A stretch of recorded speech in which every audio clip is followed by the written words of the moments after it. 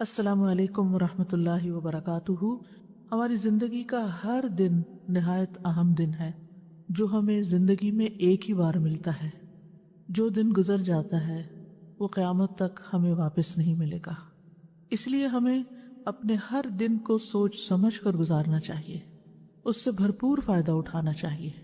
ہر دن یادگار دن ہو، ہر دن ایسا دن ہو کہ جس کے بارے میں جب ہم قیامت کے دن اپنے اعمال نامے کو دیکھیں گے تو اس وقت ہم خوش ہو جائیں۔ ہماری زندگی ایک ایک دن سے مل کر بنتی ہے، دنوں سے مل کر ہفتے بنتے ہیں، ہفتوں سے مل کر مہینے، اور پھر سال، اور پھر سالوں پر محیط زندگی، جو کہ آخرت کے مقابلے میں بہت ہی تھوڑی ہے، بہت ہی چھوٹی ہے۔ اور دراصل یہ زندگی ہماری آخرت کی کھیتی ہے، یہاں ہم جو کچھ بوئیں گے، جو کچھ اگائیں گے، وہی کل کو پائیں گے۔ اس لیے بھی نہایت ضروری ہے کہ ہم اچھی اچھی چیزیں یہاں، اچھے اچھے اعمال ایسے کریں کہ کل جب ہم قیامت کے دن جائیں تو واقعی اپنی کھیتی کو دیکھ کر خوش ہو جائیں۔ سورۃ الحج میں اللہ تعالیٰ فرماتے ہیں، اے لوگو جو ایمان لائے ہو، رکوع کرو اور سجدہ کرو اور اپنے رب کی عبادت کرو اور نیکی کرو تاکہ تم کامیاب ہو جاؤ۔ تو کامیاب ہونے کے لیے نہایت ضروری ہے کہ ہم نیک کام کریں، رکوع، سجدے اور عبادت کے علاوہ باقی نیکیوں کی طرف بھی توجہ دیں۔ کسی بھی کام کی قبولیت کی دو شرائط ہیں، یعنی جب بھی کوئی کام کریں تو یہ چیز ضرور ذہن میں رکھیں، چاہے وہ دنیا کا کام ہو چاہے وہ دین کا کام ہو، کہ وہ خالصتاً اللہ کی رضا کے لیے ہو، اور دوسرا یہ کہ سنت کے طریقے کے مطابق ہو۔ اور اگر ہمارے دن بھر کے کام ان دو شرائط پر پورے اترتے ہوں گے تو انشاءاللہ وہ سب خیر کے کام ہی کہلائیں گے، اور اگر زندگی اس طرح گزرتی گئی تو انشاءاللہ فلاح پائیں گے، کیونکہ وَفْعَلُوا الْخَيْرَ لَعَلَّكُمْ تُفْلِحُونَ۔ فلاح، کامیابی، سکسیس، اس کا انحصار اس بات پر ہے کہ ہم اس زندگی کو کتنے اچھے کاموں میں گزارتے ہیں۔ رسول اللہ صلی اللہ علیہ وسلم نے فرمایا، ہر شخص صبح کو اٹھتا ہے تو اپنے نفس کا سودا کرتا ہے، پھر یا تو اسے آزاد کرتا ہے یا اسے ہلاک کر دیتا ہے، یعنی اینڈ آف دا ڈے یا تو پھر نفع کا سودا اور یا نقصان کا سودا۔ اس لیے آغاز دن سے ہی نیکیوں کی ٹھان لیں، آنکھ کھلے تو دعا کے ساتھ دن کا آغاز کریں، اور وہ دعا بھی کیا ہے؟ الحمدللہ الذی احیانا بعدما اماتنا والیہ النشور۔ سب تعریفیں اللہ ہی کے لیے ہیں جس نے ہمیں مرنے کے بعد زندہ کیا اور اسی کی طرف دوبارہ جانا ہے۔ نیند گویا کہ ایک موت تھی، اور ہمیں ایک نیا دن ملا، نئی زندگی ملی، اور ہر روز ہمیں نئی زندگی ملتی ہے، کیونکہ بہت سے لوگ نیند کی حالت میں دنیا سے ہی چلے جاتے ہیں، ان کو واپس زندگی نہیں ملتی۔ اس لیے اٹھتے ہی اللہ کا شکر ادا کریں، یعنی اپنے دن کا آغاز گریٹیٹیوڈ سے کریں، الحمدللہ۔ اور جب آپ یہ الفاظ ادا کریں تو صرف ایک روٹین میں ایسے دل میں ہی نہیں کہتے، بلکہ بول کے ان کو ادا کریں۔ کم از کم اتنا اونچا ضرور بولیں کہ آپ کے اپنے کان سن لیں، اپنے آپ کو ضرور سنوائیں، کیونکہ شکر صرف دل میں نہیں ہوتا، جب تک انسان اس کو زبان پر نہیں لاتا، اس کو اپنی زبان سے ادا نہیں کرتا، تو اس شکر سے لطف نہیں اٹھا سکتا، خوشی محسوس نہیں کر سکتا۔ لہٰذا اللہ کا شکر ادا کرے کہ اللہ نے آپ کو زندگی دی۔ پھر اس کے بعد دن کا آغاز فجر کی نماز سے کریں، اور پھر فجر کی نماز ایک بنیادی پلر ہے۔ اگر ہم دن کا آغاز ایک صحیح طریقے سے کریں گے تو انشاءاللہ عمارت کبھی نہیں گرے گی۔ فجر کی نماز پڑھنے والے کے لیے اللہ کا ذمہ ہے۔ رسول اللہ صلی اللہ علیہ وسلم نے فرمایا، جس نے صبح کی نماز پڑھی وہ شام تک اللہ کے ذمے میں ہے، یعنی اللہ کی حفاظت اور ضمانت میں ہے، اللہ نے اسے دنیا اور آخرت میں امن عطا کیا۔ فجر کی نماز میں لمبی تلاوت کریں، وَقُرْآنَ الْفَجْرِ إِنَّ قُرْآنَ الْفَجْرِ كَانَ مَشْهُودًا، اور فجر کا قرآن پڑھیے، بے شک فجر کا قرآن ہمیشہ سے حاضر ہونے کا وقت رہا ہے، اس وقت فرشتے حاضر ہوتے ہیں۔ کم سے کم تو 3 آیات ہوتی ہیں جیسے سورۃ اخلاص کی، لیکن زیادہ جتنی آپ بڑھا سکیں، کیونکہ نبی صلی اللہ علیہ وسلم کی نمازوں میں فجر کی نماز سب سے طویل ہوتی تھی، یعنی اس کی قرات طویل ہوتی تھی۔ تہجد تو آپ خود اپنے لیے پڑھتے تھے تو وہ تو ویسے ہی طویل ہوتے تھے۔ رسول اللہ صلی اللہ علیہ وسلم نے فرمایا، کیا تم میں سے کوئی شخص یہ پسند کرتا ہے کہ جب وہ اپنے گھر واپس آئے تو اس میں 3 بڑی فربہ حاملہ اونٹنیاں موجود پائے، یعنی موٹی تازی 3 اونٹنیاں گھر میں کھڑی ہوں؟ ہم نے عرض کی، جی ہاں۔ آپ نے فرمایا پس 3 آیات جنہیں تم میں سے کوئی شخص اپنی نماز میں پڑھتا ہے، جو شخص اپنی نماز میں پڑھتا ہے وہ اس کے لیے 3 بھاری بھرکم اور موٹی تازی حاملہ اونٹنیوں سے بہتر ہیں۔ تو اس سے یہ پتہ چلتا ہے کہ وہ قرآن کا حصہ جو ہم اپنی نماز کے اندر پڑھتے ہیں وہ اس سے افضل ہے جو ہم نماز کے باہر پڑھتے ہیں۔ لہٰذا اگر اللہ سبحانہ و تعالیٰ توفیق دے تو تہجد کی نماز میں زیادہ سے زیادہ قرآن مجید پڑھیں اور اپنا ڈیلی ایک ورد جو ہے وہ مقرر کر لیں کہ اتنا تو کم از کم ضرور پڑھنا ہے، کیونکہ جب ہم کوئی چیز مقرر کر لیتے ہیں اپنے اوپر تو پھر نبھا بھی جاتے ہیں۔ اور اگر آپ اپنے آپ کو اوپن اینڈ دیں تو نفس غالب آ جاتا ہے، سستی کر جاتا ہے اور انسان اس کو پورا نہیں کر پاتا۔ اور تہجد میں آپ قرآن مجید کو مصحف سے دیکھ کے بھی پڑھ سکتے ہیں تو اس میں طویل قرات ہو سکتی ہے، ادروائز قرآن مجید کے کچھ حصے یاد کر لیں تاکہ فجر کی نماز جو ہے وہ طویل ہو سکے۔ نبی صلی اللہ علیہ وسلم کسی بھی حالت میں فجر کی سنتیں نہیں چھوڑتے تھے، خاص صحت مند ہوتے یا مریض ہوتے، سفر میں ہوتے یا مقیم ہوتے، یہ نماز آپ نے کبھی نہیں چھوڑی۔ اس لیے ان سنتوں کا اہتمام کرنا ضروری ہے۔ اگر کسی وجہ سے نماز فرض میں تاخیر ہو رہی ہو، آنکھ دیر سے کھلی، تو آپ دوبارہ سورج نکلنے کے بعد پہلے ان سنتوں کی قضا پڑھیں۔ فجر کی سنتیں دنیا و ما فیہا سے بہتر ہیں۔ آپ صلی اللہ علیہ وسلم نے فرمایا، صحیح مسلم کی روایت ہے، فجر سے پہلے کی 2 رکعتیں دنیا اور جو کچھ اس میں ہے اس سے بہتر ہے۔ آپ سوچئے کہ اگر صرف فجر کی 2 سنتوں کی یہ قدر و قیمت ہے، ان کا یہ مقام ہے کہ دنیا اور جو کچھ دنیا میں ہے سب سے بہتر ہے، تو پھر فرض نماز کا کیا عالم ہوگا اور باقی نمازوں کی کیا قدر و قیمت ہوگی۔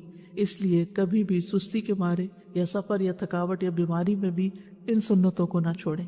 اور اگر آپ اس وقت شعور کے ساتھ یہ سنتیں ادا کریں کہ اس وقت دنیا میں جو کچھ ہے اگر آپ امیجن کر سکیں اس کو، تو میں اس سے بہتر چیز کا سودا کرنے جا رہی ہوں، تو انشاءاللہ اس سے آپ کی نماز میں ایک روح بھی آ جائے گی۔ اور پھر نماز خشوع و خضوع کے ساتھ ادا کریں۔ بعض اوقات ہمیں کچھ اور کام بھی ہوتے ہیں یا لوگ ہمارے انتظار میں ہوتے ہیں، لیکن یاد رکھیے کہ جو آپ کا انتظار کر رہا ہے اس کی حیثیت نماز سے بہت کم ہے، کیونکہ بعض اوقات ہم لوگوں کی خاطر اپنی نماز بہت مختصر کر دیتے، الا یہ کہ آپ کے بچے چھوٹے ہوں اور وہ رو رہے ہوں یا کوئی شدید مجبوری میں کھڑا ہو تو اور بات ہے، ورنہ اگر محض کوئی ملاقات کے لیے آیا ہے یا کسی اور مقصد کے لیے تو اس کو انتظار کرنا چاہیے کہ آپ اپنے رب کے حضور توجہ سے نماز ادا کر کے اس کے لیے فارغ ہوں۔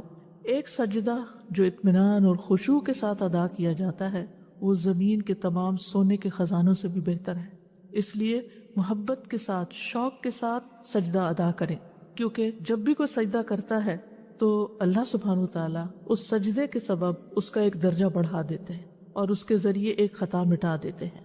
تو ایک صحابی نے یہ سوال کیا تھا آپ سے کہ اللہ کے رسول مجھے آپ ایسے عمل کی خبر دیں جس کے کرنے سے اللہ مجھے جنت میں داخل کر دے، یا یہ کہ اللہ کے نزدیک سب سے پسندیدہ عمل کے بارے میں خبر دیں، تو آپ خاموش رہے۔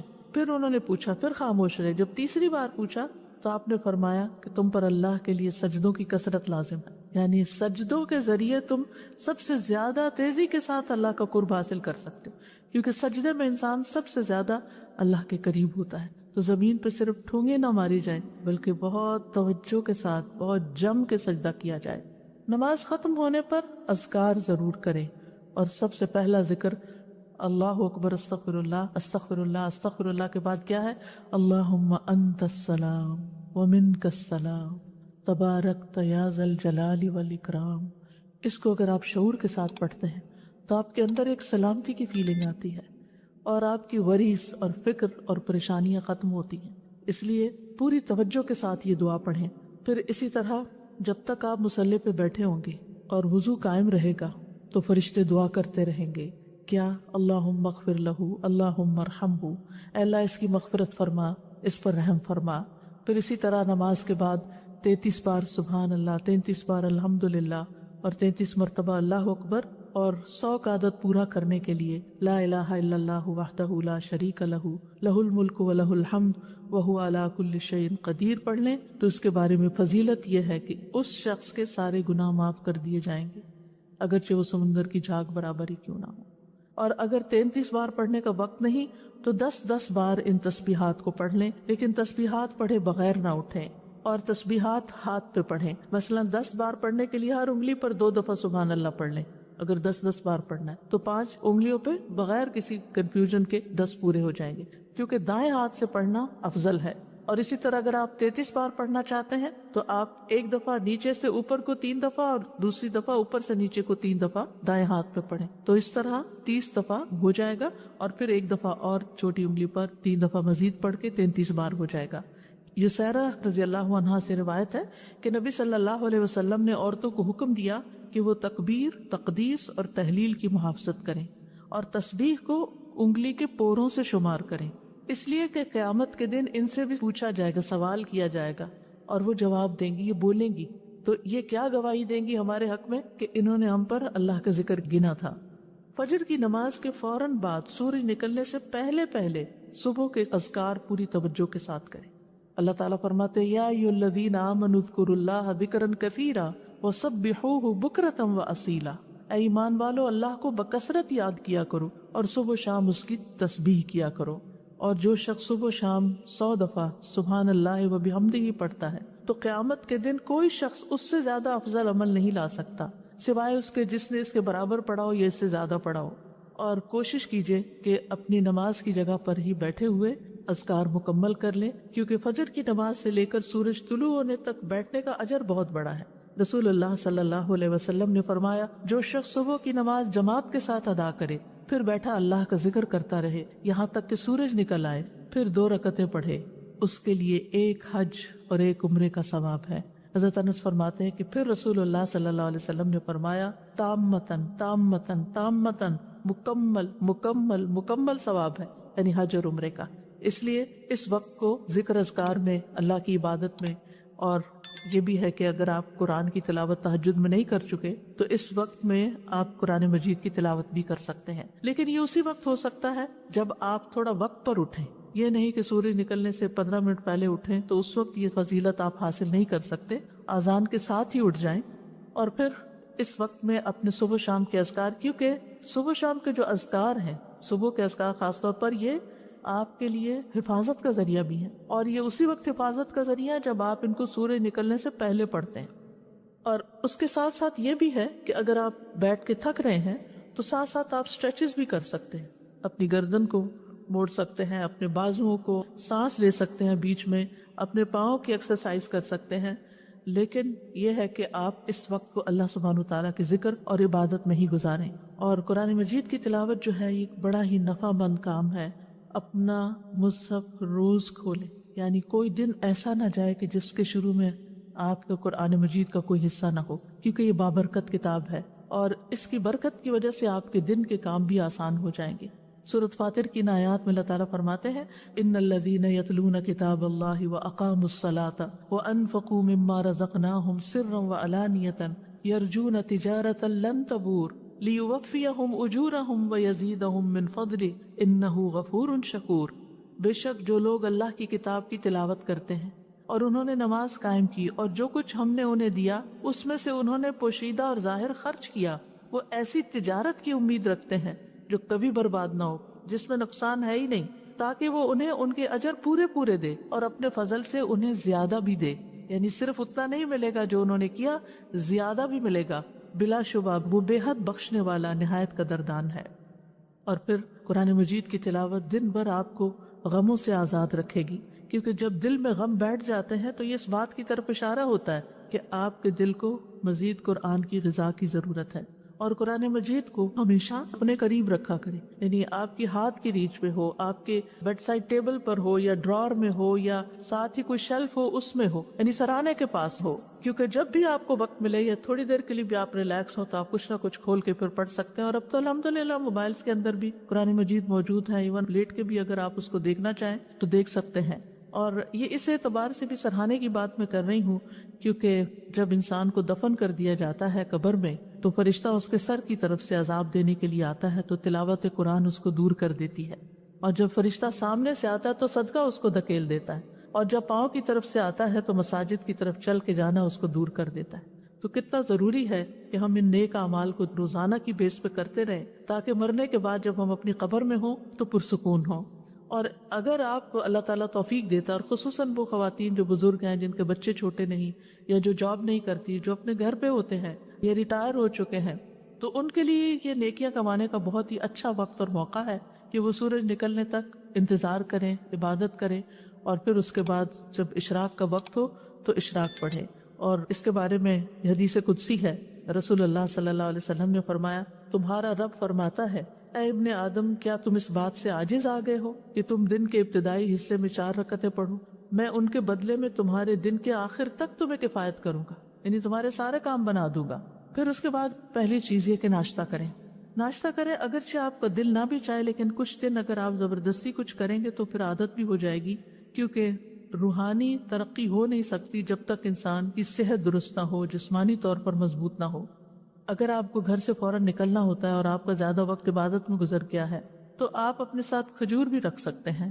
یعنی اگر آپ کو شدید مصروفیت ہے اور وقت کم ہے تو کھجور کا ناشتہ کر سکتے ہیں. نبی صلی اللہ علیہ وسلم کی سنت بھی ہے، آپ نے فرمایا بالائی علاقے کی اجوا کھجور کا نہار منہ استعمال کرنا ہر قسم کے جادو اور زہر سے شفا ہے. پھر دودھ بہترین غذا ہے اور ان چیزوں کو بھی عبادت سمجھ کے کریں. رسول اللہ صلی اللہ علیہ وسلم کے پاس دودھ لایا گیا تو آپ نے اسے پیا. پھر رسول اللہ صلی اللہ علیہ وسلم نے فرمایا بے شک دودھ کے علاوہ کوئی چیز ایسی نہیں جو کھانے اور پینے دونوں سے کفایت کر دے. یعنی اگر آپ کچھ کھا نہیں بھی سکے اور 1 کپ دودھ پی لیتے ہیں تو آپ کا کھانا اور پینا دونوں ہو گئے. ابن عباس کہتے ہیں کہ رسول اللہ صلی اللہ علیہ وسلم نے فرمایا جس کو اللہ کھانا کھلائے اسے چاہیے کہ وہ یوں کہے اللہم بارک لنا فیہ ورزقنا خیرا منہ، اے اللہ تو ہمارے لیے اس میں برکت عطا کر اور ہمیں اس سے بہتر رزق عطا کر. تو آپ دیکھیے ہر روز اگر یہی انسان پڑھے تو کتنی بھلائی ہوگی. اور جسے اللہ دودھ پلائے تو یوں کہے اللہم بارک لنا فیہ وزدنا منہ، یہ نہیں کہا خیرا منہ، کیونکہ دودھ سے بہتر کوئی چیز نہیں. اے اللہ تو ہمارے لیے اس میں برکت عطا فرما اور ہمیں اس سے زیادہ دے، یعنی مزید دودھ عطا فرما. اور پھر یہ کہ آپ اپنے دن کے کام کاج شروع کریں اور صبح صبح یہ نیت کریں اور اپنے منہ سے دہرایا بھی کریں کہ حیاتی کلھا للہ، میری ساری زندگی اللہ کے لیے، میرا سارے دن کے کام اللہ ہی کی خاطر ہیں. قل ان صلاتی و نسکی و محیای و مماتی للہ رب العالمین، کہہ دیجئے بے شک میری نماز، میری قربانی، میری زندگی، میری موت اللہ کے لیے ہے جو جہانوں کا رب ہے. تو جب آپ نیت کر لیں گے ایک دفعہ کہ میرے آج دن کے سارے کام اللہ کی خاطر، تو پورا دن ہی آپ کا انشاءاللہ عبادت میں گزرے گا. پھر یہ ہے کہ ہر روز اپنے لیے علم نافع میں اضافہ کریں. رب زدنی علما، یہ اپنی دعاؤں میں شامل کر لیں. رسول اللہ صلی اللہ علیہ وسلم نے فرمایا جو شخص صبح کے وقت اس لیے مسجد کی طرف نکلا کہ بھلائی سیکھے یا سکھائے تو اس کے لیے پورا حج ادا کرنے والے کی مثل اجر ہے. یعنی ہر روز اگر انسان اپنے گھر سے نکلتا ہے علم حاصل کرنے کے لیے تو حج کے برابر اس کو ثواب ملتا ہے. اور علم سیکھنے اور سکھانے کے لیے وقت مقرر کریں. اگر آپ نے کوئی کلاس جوائن کی ہوئی ہے یا اگر آپ آن لائن کلاس لے رہے ہیں تو وہ سب سے بہتر ہے. یعنی چاہے آپ کتنے ہی کورسز کر چکے ہوں، کہیں نہ کہیں اپنے آپ کو باندھ کے رکھیں، کیونکہ اگر آپ نے کہیں کمٹمنٹ نہیں کی تو پھر آپ صرف سوچتے ہی رہ جائیں گے. لیکن جب آپ اپنے آپ کو کسی خاص وقت کا پابند کرتے ہیں، کسی خاص کورس کا پابند کرتے ہیں، تو اس سے فائدہ یہ ہوتا ہے کہ پھر آپ پابندی کے ساتھ، روٹین کے ساتھ وہ کام کرتے چلے جاتے ہیں. لیکن اس کے ساتھ ہی اپنے لیے سیلف اسٹڈی کا بھی کوئی نہ کوئی وقت مقرر کریں. مثلاً کھانا پکاتے ہوئے کچھ سنیں یا کچھ ساتھ ساتھ پڑھ بھی سکتے ہیں، کتاب وہاں بھی لے جا سکتے ہیں. گھر کے کام کاج کرنے کے دوران بھی آپ اپنے علم کا سفر جاری رکھ سکتے ہیں، لیکن اس کے لیے آپ کو مقرر کرنا ہوگا. مثال کے طور پر میں نے اپنے ناشتہ بنانے کے وقت کو مقرر کیا ہوا ہے قرآن مجید سننے کے لیے، کیونکہ سن کر میرے دل پہ بہت اثر ہوتا ہے اور دہرائی بھی ہوتی چلی جاتی ہے. یعنی تلاوت اپنی جگہ ہے لیکن سننا. تو آپ بھی اپنے کسی ایک وقت میں جس میں آپ کے ہاتھ مشغول ہیں، آپ خود پڑھ نہیں سکتے، تو آپ اس وقت لسننگ کریں. موبائل پہ آپ خاص ایپ لوڈ کر لیں جس میں صرف آپ کی لسننگ ہی ہوتی رہے، یعنی وہاں سے اس کو ہٹائے نہیں، اور اس طرح پورا قرآن مجید جو ہے سن سن کر بھی مکمل کریں. یہ بھی علم بڑھانے کا ایک طریقہ ہے. اور خاموشی سے اگر انسان قرآن مجید سنتا ہے تو اللہ تعالیٰ کی رحمت بھی نازل ہوتی ہے. اور وقت مقرر کرنے کے بارے میں اس لیے بھی کہوں گی کہ ایک خاتون نبی صلی اللہ علیہ وسلم کی خدمت میں حاضر ہوئی، کہنے لگی اللہ کے رسول آپ کی تمام باتیں مردوں نے سیکھ لیں، ہمارے لیے بھی آپ اپنی طرف سے کوئی دن مخصوص کریں جس میں ہم آپ کے پاس آئیں اور آپ ہمیں وہ تعلیمات دیں جو اللہ نے آپ کو سکھائی ہیں. تو آپ نے فرمایا کہ فلاں دن فلاں جگہ جمع ہو جاؤ، یعنی جگہ بھی بتا دی اور دن بھی بتا دیا. چنانچہ عورتیں جمع ہوئی، نبی صلی اللہ علیہ وسلم ان کے پاس آئے اور انہیں وہ سکھایا جو اللہ نے آپ کو سکھایا تھا. تو اس لیے کسی سے سیکھنا جو ہے یہ بھی ساری زندگی جاری رکھیں. انسان کسی بھی مقام پر پہنچ جائے تو اس کو سیکھنے کا سفر ختم نہیں کرنا چاہیے. امام احمد بن حنبل کے بارے میں آتا ہے کہ بہت بوڑھے بھی ہو چکے تھے، چلنا بھی ان کے لیے مشکل ہو گیا تھا، لیکن جب سنتے کہ شہر میں کوئی عالم آیا ہے تو اپنی قلم دوات اٹھاتے اور چل پڑتے۔ تو ان سے کسی نے پوچھا کہ کب تک آخر آپ یہ علم کی مجالس میں جائیں گے؟ کہا موت تک، یعنی جب تک میری زندگی ہے میں مزید سیکھتا رہوں گا۔ بعض باتیں انسان نے سیکھی بھی ہوتی ہیں لیکن بھول جاتا ہے، ان کو دوبارہ تازہ کرنے کی ضرورت ہوتی ہے، اور اس سے ایمان بھی بڑھتا ہے۔ اپنے دلوں کو ایمان سے سجائیں۔ وَلَكِنَّ اللَّهَ حَبَّبَ إِلَيْكُمُ الْإِيمَانَ وَزَيَّنَهُ فِي قُلُوبِكُمْ، اپنے آپ کو دیکھا کرے کہ کیا میرے دل میں ایمان کا حسن ہے، خوبصورتی ہے، اور ایمان میں اضافے میں جو چیزیں مددگار ہوتی ہیں وہ ہیں اللہ تعالیٰ کی اطاعت اور پسند کے کام کرنا، امانت کی حفاظت کرنا، سچ بولنا، ایمان کے مزین ہونے کی دعا کرنا، ایمان گھٹانے والے کاموں سے بچنا، چاہے وہ زبان کے گناہ ہو یا ویسے گناہ ہو، اور ایمان والے ساتھی تلاش کرنا، نیک صحبت۔ یعنی اب کووڈ کے دنوں میں آپ لوگوں سے ملنے کے لیے نہیں جا سکتے، لیکن آپ کال کر سکتے ہیں، آپ بات کر سکتے ہیں، لیکن ان لوگوں سے بات کرنے سے پرہیز کیجئے جو صرف غیبت سنانے والے ہوں یا صرف منفی باتیں کر کے آپ کو پریشان کرنے والے ہوں۔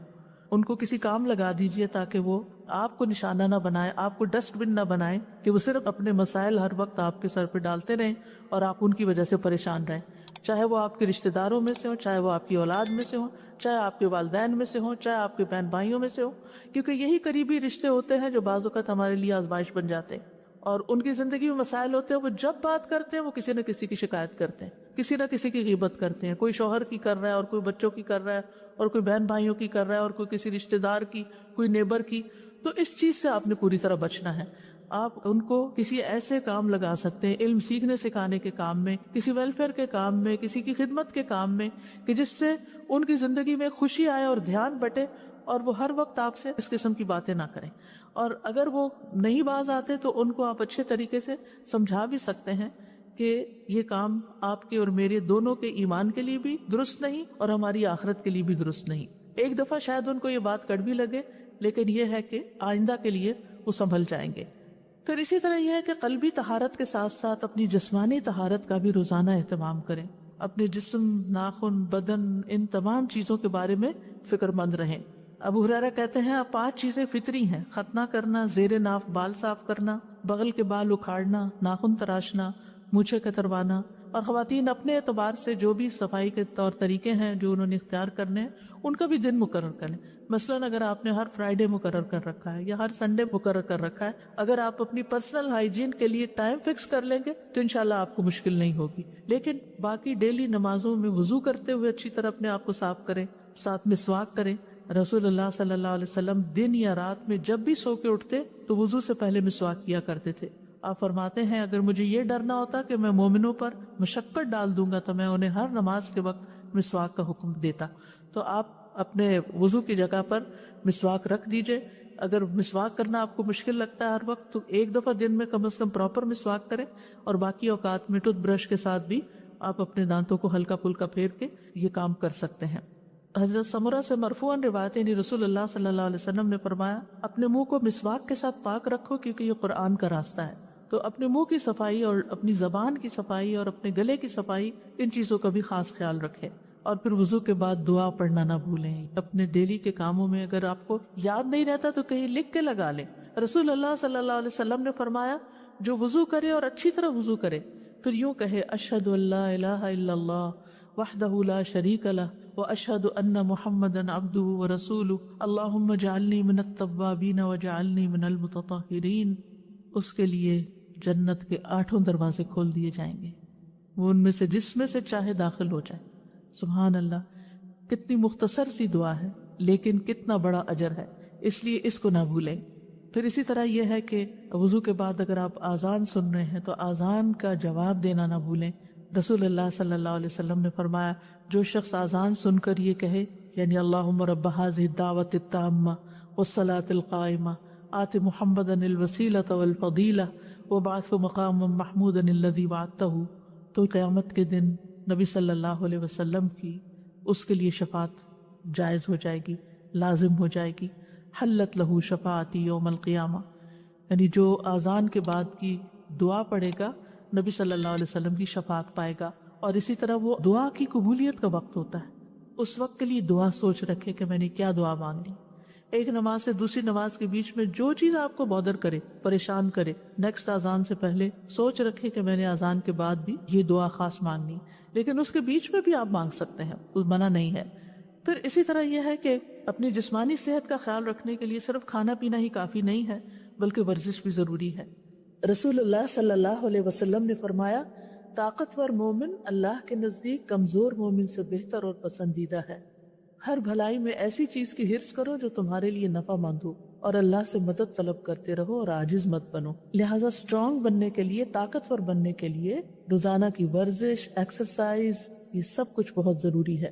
آپ بریدنگ ایکسرسائز کریں، آپ اسٹریچز کریں، آپ واک کریں، اور اس میں 7 اذکار شامل کر لیں، یعنی اس ٹائم پر انسان اپنے اذکار مقرر کر لیں، جیسے تسبیحات ہیں، درود شریف ہے، استغفار ہے۔ واک کرتے وقت یہ سب پڑھنا بہت آسان بھی ہوتا ہے، اور واک بھی بورنگ نہیں ہوتی، وہ آسان ہو جاتی ہے۔ اور پھر اگر ایک وقت میں آپ کو زیادہ ٹائم نہیں ملتا واک کرنے کا، 2 منٹ کر لیجئے، 5 منٹ کر لیجئے، ایک تسبیح کی دیر میں کر لیجئے، دن میں کئی دفعہ 5 منٹ بھی اگر آپ کریں گے تو انشاءاللہ اس سے آپ کا جسم مضبوط رہے گا۔ اور پھر یہ کہ جسمانی مضبوطی کے ساتھ ساتھ اپنی جذباتی صحت کا بھی ضرور خیال رکھیں، اور جذباتی صحت کے لیے ضروری ہے کہ اللہ پر توکل ہو، اللہ سے محبت ہو، اللہ سبحانہ وتعالیٰ کے ساتھ ایک تعلق ہو، دل ہی دل میں اللہ کو پکاریں، اس کو یاد کریں اور اس سے محبت پر خوش ہو جائیں۔ یعنی محبت جو ہے وہ انسان کو خوشی بخشتی ہے، تو جس شخص کی زندگی میں رب کی محبت آ جائے اس سے زیادہ خوش قسمت کوئی نہیں، اور اسی کو اپنا وکیل سمجھیں، اسی پر بھروسہ کریں، اسی سے دعائیں مانگیں، اسی سے لو لگائیں، اسی سے اپنے سارے شکوے شکایتیں کریں، اسی کو اپنے ساری مشکلات بتائیں اور اسی سے حل مانگیں۔ رب المشرق والمغرب لا الہ الا ہو فاتخذہ وکیلا، یہ سورۃ المزمل کی آیت ہے۔ شروع میں نبی صلی اللہ علیہ وسلم نے جب تبلیغ کا کام شروع کیا تو کیسی مشکلات پیش آئیں، لیکن آپ کو کیا بتایا گیا کہ اللہ رب العزت ہی کو اپنا وکیل بنائیں، اسی کو کارساز سمجھیں، اور اگر کہیں خوف خطرہ محسوس ہو تو اپنے آپ کو اپنے رب کی پناہ میں دیں۔ سورۃ غافر میں آتا ہے، وقال موسیٰ انی عذت بربی وربکم من کل متکبر لا یؤمن بیوم الحساب۔ موسیٰ علیہ السلام کو جب فرعونیوں کا خوف ہوا تو انہوں نے کہا، بے شک میں نے اپنے رب اور تمہارے رب کی پناہ لے لی، ہر اس متکبر سے جو یوم حساب پر ایمان نہیں رکھتا۔ تو آپ کو کسی انسان کی طرف سے کوئی خوف محسوس ہو، کہیں پریشانی محسوس ہو، تو فوراً اس آیت کو پڑھ کر بلند آواز میں اپنے آپ کو تسلی دیں۔ حقیقت یہ ہے کہ قرآن مجید کے ساتھ اگر آپ کا تعلق مضبوط ہو تو آپ کو روزانہ کے مسائل کا حل اس میں ملتا ہی چلا جائے گا، اور حالات جس طرح کے بھی ہوں اللہ کی رحمت سے پر امید رہیں۔ اور اللہ کی رحمت کس کے قریب ہوتی ہے؟ محسنین کے۔ ان رحمت اللہ قریب من المحسنین۔ چاہے آپ طوفانوں کی زد میں ہو پھر بھی اللہ کی طرف رجوع کریں۔ موسیٰ علیہ السلام کی قوم پریشان ہو گئی، آگے سمندر تھا اور پیچھے فرعون تھا، تو موسیٰ علیہ السلام نے کہا، قال کلا ان معی ربی سیہدینی، ہرگز نہیں، پریشانی کی بات ہی نہیں، بے شک میرے ساتھ میرا رب ہے، وہ ضرور مجھے راستہ بتائے گا۔ اسی طرح کام کاج کے دوران غور و فکر جاری رکھیں، ذکر جاری رکھیں، اللہ سے دل دل میں باتیں کرتے رہیں، دعائیں کرتے رہیں۔ اگر ممکن ہو تو دن میں قیلولہ ضرور کریں۔ دوپہر میں کچھ دیر آرام کرنے کو قیلولہ کہتے ہیں، لیکن اس سے مراد گہری نیند سونا نہیں ہے، بلکہ ہلکی سی نیند لینا ہے۔ اگر 10 سے 15 منٹ تک کے لیے بھی آنکھیں بند کر کے خاموش لیٹ جائیں اور ہلکی سی نیند لے لیں تو اس سے آپ انرجیٹک ہو جاتے ہیں۔ رسول اللہ صلی اللہ علیہ وسلم نے فرمایا، قیلولہ کرو، شیطان قیلولہ نہیں کرتے۔ حضرت انس کہتے ہیں کہ ام سلیم نبی صلی اللہ علیہ وسلم کے لیے چمڑے کا فرش بچھا دیتی تھی، اور آپ صلی اللہ علیہ وسلم ان کے ہاں اسی پر قیلولہ کرتے تھے۔ عربی کا مشہور مقولہ ہے، تغدى تمدى ولو لقمتين تعشى تمشى ولو قدمين۔ دوپہر کا کھانا کھاؤ تو لیٹ جاؤ اگرچہ 2 لقمے ہی کھاؤ، رات کا کھانا کھاؤ تو چہل قدمی کرو اگر 2 قدم ہی چلو۔ عقل مند لوگ قرآن مجید میں ان کو بتایا گیا، الذین یذکرون اللہ قیاما وقعودا وعلی جنوبہم ویتفکرون فی خلق السماوات والارض ربنا ما خلقت ھذا باطلا سبحانک فقنا عذاب النار۔ کون ہے عقل مند لوگ؟ وہ جو کھڑے، بیٹھے اور لیٹے اللہ کو یاد کرتے رہتے ہیں، اور آسمانوں اور زمین کی پیدائش میں غور و فکر کرتے ہیں، اور کہتے ہیں اے ہمارے رب تو نے یہ سب کچھ بے مقصد پیدا نہیں کیا، تو پاک ہے، ہمیں آگ کے عذاب سے بچا۔ اور خاص طور پر جب آپ کچن میں کام کر رہے ہوں، کوکنگ کر رہے ہوں، اس وقت روزانہ کوشش کریں کہ آگ کے عذاب سے پناہ کی دعا کریں، کیونکہ وہاں آگ قریب ہوتی ہے تو انسان کے پھر دل سے دعا نکلتی ہے۔ یعنی اس سے بہتر موقع کوئی نہیں ہوتا کہ جب انسان آگ سے بچنے کی دعا کرے۔ تو کہنے کا مطلب یہ ہے کہ ذکر صرف مصلی پر نہیں ہوتا، ذکر چلتے پھرتے اٹھتے بیٹھتے کام کاج کرتے آپ کی زبان اللہ کے ذکر سے تر رہے، اور کیونکہ اللہ کا ذکر جو ہے کثرت سے کرنا کامیابی کا باعث ہے۔ سورۃ انفال میں آتا ہے وَاذْكُرُوا اللَّهَ كَثِيرًا لَعَلَّكُمْ تُفْلِحُونَ، اور اللہ کو بہت زیادہ یاد کرو تاکہ تم فلاح پاؤ۔ الا بذکر اللہ تطمئن القلوب، سن لو اللہ ہی کی یاد سے دل اطمینان پاتے ہیں۔ اور سب سے افضل ذکر کیا ہے؟ لا الہ الا اللہ، خصوصاً جب دل گھبرائے تو کثرت سے پڑھیں لا الہ الا اللہ۔ اس کا یہ مطلب نہیں کہ صرف ایک تسبیح کر کے رکھ دے، اٹھتے بیٹھتے بھی لا الہ الا اللہ، اللہ اکبر، الحمدللہ، اللہ تیرا شکر ہے، سبحان اللہ، استغفر اللہ، یہ زبان پہ جاری ہوتے رہنے چاہیے تاکہ جب موت کا وقت آئے تو ذکر کرنے میں، لا الہ الا اللہ پڑھنے میں کوئی مشکل نہ ہو۔ پھر اسی طرح لا حول ولا قوت الا باللہ، رسول اللہ صلی اللہ علیہ وسلم نے حضرت ابو ہریرہ سے فرمایا لا حول ولا قوت الا باللہ زیادہ پڑھا کرو، یہ جنت کے خزانوں میں سے ایک خزانہ ہے۔ یعنی جنت میں اگر آپ کو خزانے چاہیے تو لا حول کی کثرت کر دیں، کثرت سے توبہ استغفار بھی کرنی چاہیے، کیونکہ استغفار سے رحمت کے دروازے کھلتے ہیں، دنیا کی ساری مشکلات حل ہوتی ہیں، اور پھر مسلسل استغفار گناہوں کو مٹاتا ہے، رزق کو کھینچ لاتا ہے، اولاد میں خیر و بھلائی ہوتی ہے، اور اللہ تعالیٰ دنیا کی نعمتیں بھی کثرت سے دیتے ہیں، جیسے کہ سورۃ نوح میں آتا ہے کہ آسمان سے بارشیں بھی برسیں گی، مال اور بیٹوں سے بھی تمہاری مدد ہوگی، اور اگر مال میں کمی ہے یا بیٹوں کی طرف سے پریشانی ہے تو وہ بھی اللہ تعالیٰ دور کرے گا، اور تمہیں باغات عطا کرے گا، تمہارے لیے نہریں جاری کر دے گا۔ مغرب کی نماز کے بعد بھی اللہ سبحانہ وتعالیٰ کا ذکر کرے۔ حدیث پہ آتا ہے رسول اللہ صلی اللہ علیہ وسلم نے فرمایا جو شخص لا الہ الا اللہ وحدہ لا شریک لہ لہ الملک ولہ الحمد یحیی و یمیت وہو علی کل شیء قدیر مغرب کے بعد 10 مرتبہ پڑھے گا، اللہ تعالیٰ اس کی حفاظت کے لیے اسلحہ بردار فرشتے بھیجے گا جو صبح تک اس کی شیطان سے حفاظت کریں گے۔ پھر یہ ہے کہ دن بھر کے کاموں کو آپ آرگنائز کر کے کریں، یعنی اپنے آپ کو جتنا آپ ڈسپلن کریں گے اتنا ہی آپ کا دن زیادہ پروڈکٹیو ہوگا۔ وقت کا بہتر سے بہتر استعمال کریں۔ رسول اللہ صلی اللہ علیہ وسلم نے فرمایا 2 نعمتیں ایسی ہیں جن کے بارے میں اکثر لوگ خسارے میں ہیں، ایک تندرستی اور دوسرے فراغت۔ بہت سے لوگ بہت سی چیزیں سوچتے ہیں لیکن کر نہیں پاتے، اور جب کرنے لگتے ہیں تو تھوڑی دیر میں دھیان ادھر ادھر ہو جاتا ہے اور پھر ہر چیز بکھر جاتی ہے، اینڈ آف دا ڈے انسان کہتا ہے میں نے تو کچھ کیا ہی نہیں، اور پریشانی پر پریشانی بڑھتی چلی جاتی ہے۔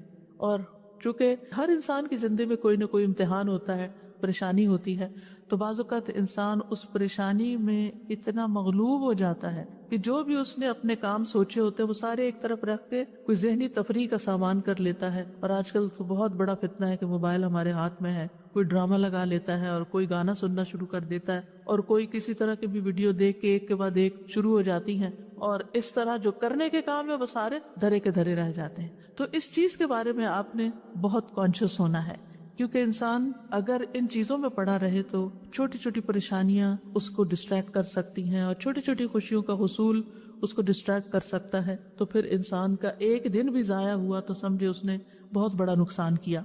اور یہ کہانی سبھی کی ہے کسی نہ کسی طرح، اس لیے کارآمد اور نتیجہ خیز دن گزارنے کے لیے ضروری ہے نمبر 1 اپنے پورے دن میں جو کام آپ بے مقصد کرتے ہیں ان پہ غور کریں، ان کی لسٹ بنائیں کہ کون سے کام فضول کے کام ہیں جن کے بغیر بھی گزارا ہو سکتا ہے یا اس سے بہتر کام بھی ہے، تو اپنے وقت کو گھٹیا کاموں میں نہیں گزاریں، بہتر کاموں میں گزاریں۔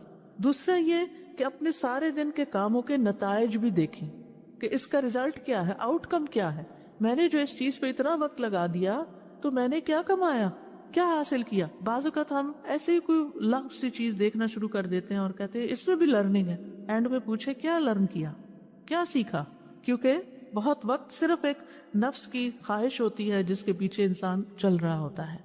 نمبر 3 اپنے مقصد پر نظر رکھیں کہ میرا کسی بھی کام کے کرنے کے پیچھے مقصد کیا ہے، یہ کام میں کیوں کر رہا ہوں۔ کوئی بھی مصروفیت آپ نے جو اختیار کی ہے یا شروع کی ہے، اور اس مقصد کے راستے میں جو چیز رکاوٹ ہے اس رکاوٹ کو پہلے دور کریں، ورنہ آپ منزل پہ نہیں پہنچ سکتے۔ چوتھی چیز یہ کہ اپنے اہم اور ضروری کاموں کو متعین کریں، یہ چیزیں میری زندگی میں بہت امپورٹنٹ ہیں جنہیں میں نے کرنا ہے، اور ان کو لکھ لیں باقاعدہ، یعنی اپنی پرائرٹی لسٹ بنائیں، اہم ترین کاموں کو لکھ لیں، جو آپ کا ٹارگٹ ہے، جو گول آپ حاصل کرنا چاہتے ہیں، اس کے لیے کیا چیز مددگار ہوگی اس کو بھی ساتھ لکھ لیں۔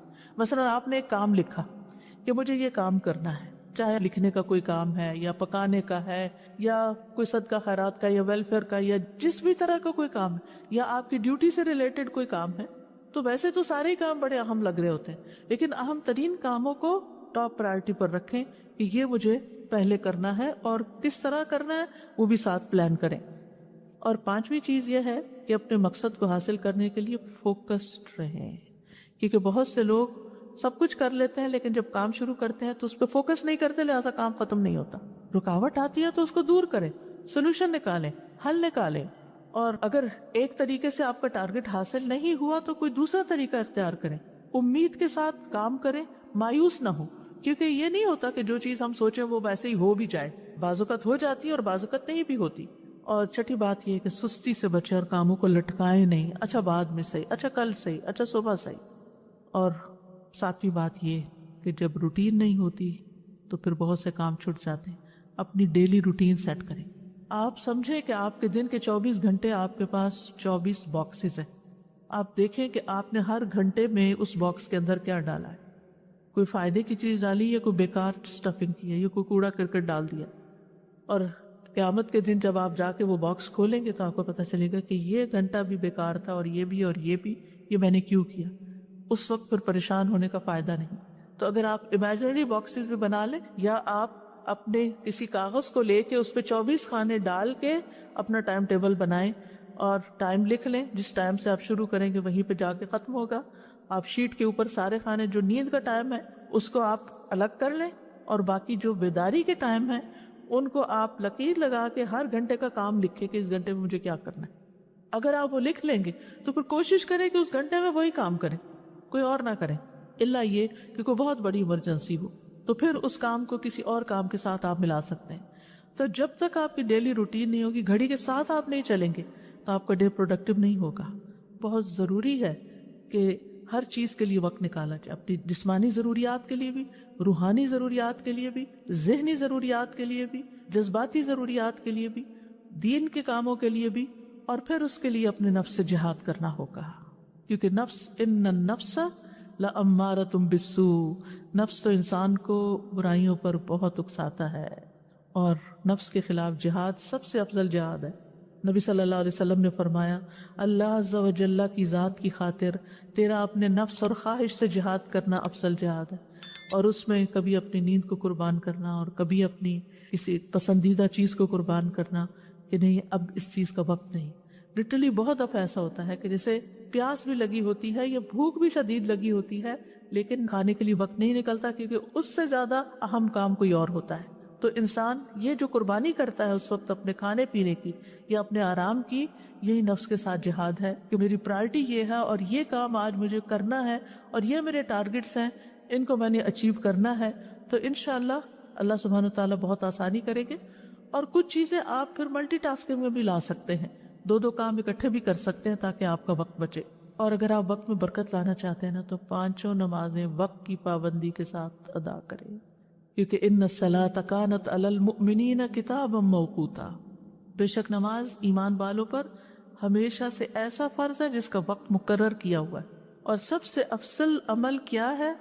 نماز کو اس کے اول وقت پر ادا کرنا۔ نمازوں کے وقت کو ضائع کرنے والے کے لیے ہلاکت ہے۔ فویل للمصلین الذین هم عن صلاتهم ساہون۔ یہ کون لوگ ہیں؟ یہ وہ لوگ ہیں جو اپنے وقت کو ٹال کے نماز پڑھتے ہیں لیکن تاخیر سے پڑھتے ہیں، غیر ضروری کاموں میں زیادہ وقت لگا دیتے ہیں، نماز کی تاخیر کر دیتے اور پھر اس میں جلدی جلدی نماز پڑھ کے اٹھ جاتے ہیں۔ ایسی نماز کو منافق کی نماز کہا گیا۔ مصعب بن سعد سے روایت، انہوں نے کہا میں نے اپنے والد سے کہا، اے ابا جان، آپ نے دیکھا اللہ تبارک و تعالیٰ کا یہ فرمان الذین هم عن صلاتهم ساہون، تو ہم میں سے کون ہے جو نماز میں نہیں بھولتا، جس کے دل میں خیال نہیں آتے؟ انہوں نے کہا اس کا یہ مطلب نہیں، اس آیت سے مراد وقت کا ضائع کرنا ہے کہ انسان فضول کاموں میں لگا رہے یہاں تک کہ وقت ضائع کر دے، یعنی نماز کا اصل وقت چلا جائے۔ اس لیے نماز اپنے وقت پر، ایسا نہ ہو کہ فجر کی نماز قضا ہو جائے، اور ایسا نہ ہو کہ سوئے رہیں، کیونکہ نبی صلی اللہ علیہ وسلم نے اپنا ایک خواب بیان کرتے ہوئے فرمایا، آپ نے خواب میں دیکھا کہ ایک شخص تھا جس کا سر پتھر سے کچلا جا رہا تھا، وہ قرآن کا حافظ تھا مگر وہ اس سے غافل ہو گیا اور فرض نماز پڑھے بغیر سو جاتا تھا۔ اور پھر نماز لیٹ کرنا جو ہے نفاق کی علامت ہے۔ منافق سورج کو دیکھتا رہتا ہے، جب شیطان کے دو سینگوں کے درمیان وہ ہوتا ہے، یعنی غروب ہونے کے قریب ہوتا ہے، تو اٹھ کر 4 ٹھونگے مارنے لگ جاتا ہے اور ان میں اللہ کا ذکر نہیں کرتا۔ یعنی کہ جو منافقوں کے بارے میں قرآن مجید میں آتا ہے وَلَا يَأْتُونَ الصَّلَاةَ إِلَّا وَهُمْ كُسَالَىٰ، کہ وہ نماز سستی کر کر کے پڑھتے ہیں، دیر سے پڑھتے ہیں، دنیا کے کاموں سے تھک کے پھر نماز پڑھتے ہیں اور اس میں کوئی خشوع و خضوع نہیں ہوتا۔ نماز جو ہے قبر میں بھی ساتھ ہوگی، حفاظت کرے گی، نماز بندے کی حفاظت کرے گی، لیکن کس کی نماز؟ وہ جو اپنی نمازوں کی حفاظت کرتا ہے۔ وَالَّذِينَ هُمْ عَلَىٰ صَلَاتِهِمْ يُحَافِظُونَ۔ بندے کو جب قبر میں رکھا جاتا ہے اور لوگ قبر میں دفنا کے جاتے ہیں تو جانے والوں کی زمین پہ جو جوتوں کی آواز آتی ہے وہ بھی سنتا ہے۔ اگر وہ مومن ہوتا ہے تو نماز اس کے سر کی طرف آ جاتی ہے، روزہ دائیں طرف، زکوٰۃ بائیں طرف، دیگر نیک کام اس کے پاؤں کی طرف آ جاتے ہیں۔ تو جب سر کی طرف سے فرشتہ عذاب دینے کو آتا تو نماز اس کو روک دیتی ہے، اور اسی طرح باقی نیکیاں بھی۔ نماز کہتی ہے میری طرف سے آنے کا راستہ نہیں ہے۔ اس لیے کتنا ضروری ہے کہ ہم اس نماز کی حفاظت کریں، اور مرد خاص طور پر باجماعت نماز کی حفاظت کریں۔ اگر گھر میں 2 مرد بھی ہیں اور مسجد بہت دور ہے کہ ہر وقت نہیں جا سکتے تو اکیلے اکیلے نماز پڑھنے کی بجائے جماعت سے پڑھیں، اور اگر گھر کی خواتین بھی ساتھ شامل ہونا چاہیں تو موسٹ ویلکم۔ اور اگر مسجد بھیج سکتے ہیں اور بچے چھوٹے ہیں، یعنی آپ خود تو نہیں جا سکتی لیکن ان کو مسجد لے جا بھی سکتی ہیں اگر آپ کے ہسبینڈ مصروف ہیں یا وہ اویلیبل نہیں ہے، تاکہ بچے مسجد کی عادت ڈالیں۔ اور پھر نماز کے وقت سے ذرا پہلے جائیں تاکہ نماز کی سنتیں ادا ہوں۔ جو شخص دن میں 12 رکعتیں ادا کرے اس کے لیے جنت میں گھر بنا دیا جاتا ہے، 2 فجر سے پہلے، 4 ظہر سے پہلے، 2 ظہر کے بعد، 2 مغرب کے بعد اور 2 عشاء کے بعد، یہ 12 رکعتیں بنتی ہیں۔ اور آپ دیکھیے کہ اگر ہر روز آپ کے لیے جنت میں ایک محل تیار ہو رہا ہے، ایک محل تیار ہو رہا ہے، ایک محل تیار ہو رہا ہے، سوچئے آپ نے وہاں ہمیشہ رہنا ہے، ہمیشہ ہمیشہ، موت نہیں۔ سوچئے کبھی دل پھٹنے کو آتا ہے جب انسان یہ سوچتا، اور ہر روز ایک نئے محل میں، ہر روز ایک نئے محل میں، کیونکہ اس نے دنیا میں اتنے محلات ہر روز سنتیں پڑھ کے بنا لی ہے کہ ہر روز اس کے لیے ایک نئی نعمت ہے۔ یہ وہ چیزیں جن کی دنیا میں لوگ تمنا کرتے ہیں، لیکن دنیا میں یہ سب کچھ نہیں مل سکتا۔ دن کی 12 رکعتیں ادا کرنے میں زیادہ سے زیادہ کتنا ٹائم لگ جائے گا؟ آدھا گھنٹہ۔ 2 رکعتیں پڑھنے میں 4 منٹ لگتے ہیں، اور 12 کے 24 منٹ، 6 منٹ اوپر لگا لیں، آدھے گھنٹے کی بات ہے، لیکن کتنا بڑا سودا ہے آپ کا اور کتنا بڑا نفع۔ صرف 1 سال کے دوران جو سنت مؤکدہ پڑھتا ہے اور نہیں پڑھتا اس کے درمیان 4320 رکعات کا فرق ہو جاتا ہے۔ 1 رکعت وتر پڑھنے اور نہ پڑھنے والے کے درمیان 365 رکعت کا فرق ہو جاتا ہے۔ چاشت کی 2 رکعتیں پڑھنے اور نہ پڑھنے والے کے درمیان 703 رکعتوں کا فرق ہو جاتا ہے، اور جو سنتوں کی پابندی کرتا ہے اور جو نہیں کرتا ان کے درمیان 5415 رکعتوں کا فرق ہو جاتا ہے، اور ہر رکعت میں 2 سجدے ہوتے ہیں۔ تو صرف 1 سال میں کتنے درجے کھو دیے انسان نے، صرف 1 سال میں۔ تو اگر 40 سال زندگی میں اس نے ہر روز اتنے سجدے ادا کیے تو قیامت کے دن کتنا اونچا مقام ہوگا۔ تو اس لیے اس کو نہ کھوئیں۔ شروع میں مشکل ہوگی، نفس پہ بھاری ہوگا، عادت نہیں نا تو مشکل پڑے گی، لیکن اگر آپ اللہ سے اچھی طرح دعا کریں اور بار بار کریں، ایک دفعہ نہیں، ایک دفعہ شروع کر لیں، کچھ ہی دنوں میں آپ کا دل ہی نہیں لگے گا اگر آپ نے سنت نہیں پڑھی ہوگی۔ اور پھر یہ کہ ہر چیز میں اللہ سبحانہ وتعالیٰ کی طرف رجوع کریں، کوئی بھی پریشانی ہو، کوئی بھی ضرورت ہو، فوراً اس کی طرف توجہ۔ جیسے حدیث قدسی میں آتا ہے، اللہ تعالیٰ فرماتے ہیں اے ابن آدم، اپنے آپ کو میری عبادت کے لیے فارغ کر لو، میں تیرے دل کو غنا سے اور تیرے ہاتھ کو رزق سے بھر دوں گا، اور اے ابن آدم تو مجھ سے دور نہ ہو، ورنہ میں تیرے دل کو فقر سے اور تیرے ہاتھ کو مصروفیت سے بھر دوں گا۔ دنیا میں اتنا مصروف کرے گا اللہ کہ پھر عبادت کے لیے وقت نہیں ملے گا، اور دنیا تو یہی رہ جائے گی، جتنا مرضی سجا بنا لے، جتنی مرضی بڑھا لے۔ اور پھر یہ کہ ہر کام عبادت سمجھتے ہوئے کریں، ہر کام، جیسے کھانا پکانا، لانڈری کرنا، گھر کی صفائی کرنا، برتن دھونا، یہ ساری چیزیں ساری کی ساری چیزیں عبادت ہے، کیونکہ آپ دوسروں کی خدمت کر رہے ہیں، اور اس میں کبھی بھی کسی پہ احسان نہ جتائیں، نہ اپنے بچوں پہ، نہ شوہر پہ، نہ کسی اور پہ۔ اور پھر یہ کہ نیکیوں میں سبقت لے جائیں، آگے بڑھیں۔ یعنی جو لوگ نیک کام میں جلدی کرتے ہیں، اولئک یسارعون فی الخیرات وہم لہا سابقون، جو لوگ نیک کاموں میں جلدی کرتے ہیں یہی ان میں آگے نکلنے والے ہیں۔ کوشش کریں کہ نیکی کے ہر کام میں حصہ ڈالیں۔ ابو ہریرہ کہتے ہیں رسول اللہ صلی اللہ علیہ وسلم نے فرمایا، آج تم میں، یعنی دن بھر کے کرنے کے کام ہے نا، اسی مناسبت سے یہ حدیث سنا رہی ہوں، آپ نے فرمایا آج تم میں سے کس نے روزے کی حالت میں صبح کی؟ ابو بکر رضی اللہ عنہ نے عرض کیا میں نے۔ آپ نے فرمایا آج تم میں سے کس نے مریض کی عیادت کی؟ ابو بکر رضی اللہ عنہ نے کہا میں نے۔ آپ نے فرمایا تم میں سے کس نے جنازے میں شرکت کی؟ ابو بکر رضی اللہ عنہ نے کہا میں نے۔ آپ نے پوچھا کس نے مسکین کو کھانا کھلایا آج؟ حضرت ابو بکر نے کہا میں نے۔ مروان کہتے ہیں مجھے معلوم ہوا کہ اس پر نبی صلی اللہ علیہ وسلم نے فرمایا کہ جب کسی شخص میں ایک دن میں یہ ساری خصلتیں جمع ہو جائیں، یعنی یہ سارے کام وہ ایک دن میں کر لے، دن بھر کرنے کے کاموں میں اگر یہ موقع مل گئے اور اس نے کر لیے، وہ جنت میں ضرور داخل ہوگا۔ کتنی بڑی بات ہے۔ لیکن بعض اوقات ہمیں پتہ بھی ہوتا ہے، اور پھر مردوں کے لیے خاص طور پہ جنازہ پڑھنا، تو اس میں ایک جنازے کا جو ثواب ہے 2 قرات کے برابر، قرات جو ہے وہ پہاڑ برابر ہوتا ہے۔ تو جب ایک صحابی کو دیر سے یہ حدیث پتہ چلی تو وہ ہاتھ ملنے لگے، یعنی پچھتانے لگے کہ ہم نے اتنے قرات ضائع کر دیے، کتنے مواقع تھے۔ بہت سے لوگ حرم جاتے ہیں، وہاں جنازہ پڑھنے کا وقت بھی ہوتا ہے لیکن اس کو نکل پڑتے ہیں، تو کتنے منٹ لگتے، چند اور منٹ۔ دعا یاد کر لے انسان اور بخشش کرتا رہے، اور جب دوسروں کے لیے آپ کریں گے تو کوئی آپ کے لیے بھی کرے گا۔ پھر یہ کہ نیکیوں کے کام کرنے کے ساتھ ساتھ گناہوں سے ضرور بچیں، یعنی نافرمانی کے کاموں سے بچیں، یہ بھی کرنے کا کام ہے۔ جہنم کو سامنے رکھے نا انسان تو گناہوں سے بچ سکتا ہے۔ جہنم کی حقیقت جب سمجھ آ جاتی ہے نا انسان کو، تو زندگی کا رخ بدل جاتا ہے، زندگی تبدیل ہو جاتی ہے۔